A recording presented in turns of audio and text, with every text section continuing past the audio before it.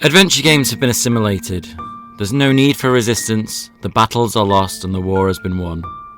All that remains are nostalgia-driven throwbacks and Kickstarter campaigns. Adventurers like yourself are the last of your kind, and when we finally succumb to the relentless onslaught of the marauding armies of first-person shooters and the dwindling rations of remakes and remasters can no longer find willing companions, all that will remain will be our faded memories. Or we could just play one of the modern adventure games like The Return of Obra Dinn. That's right, one of the best games of the last 5 years was indeed an adventure game, driven by puzzles and characters alone. The Return of Obra Dinn transports you to another world. Adventure games are not defined by the type of interface, be it a text parser, 9 verbs, 6 verbs, or a verb coin. The point and click is a subgenre that just happened to be the exact point where adventuring was at its peak. These interfaces are what we remember from the heyday of Sierra and LucasArts, but the first adventure game, Colossal Cave Adventure, was a first-person affair.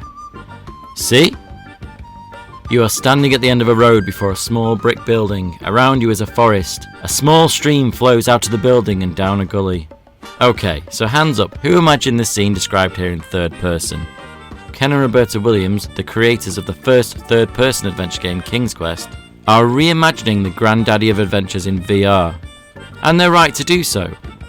Before adventure games got mired in the interface, they moved with the times, starting as text adventures before games like Mystery House added simple visuals, and then through Steve Jobs' affordable $15 mouse for the Macintosh, the input method transitioned from text input to what we now know as point and click.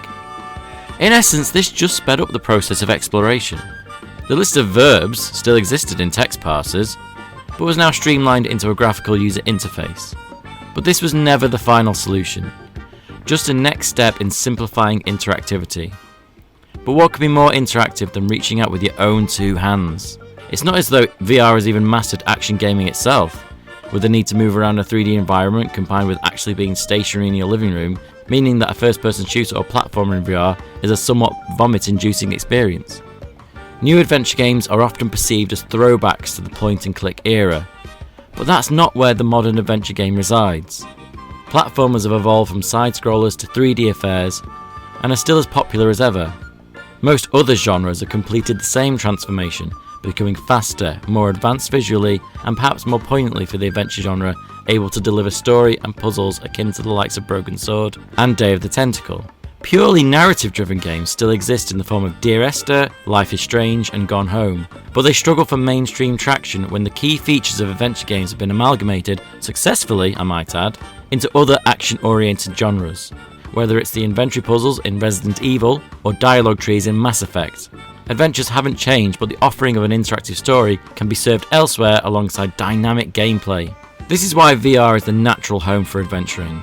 It's time to bring back the immersion, to add as much interactivity as possible, and the wonder of exploration, to soak in the ambience of the Scumm Bar, and trust in Ken and Roberta.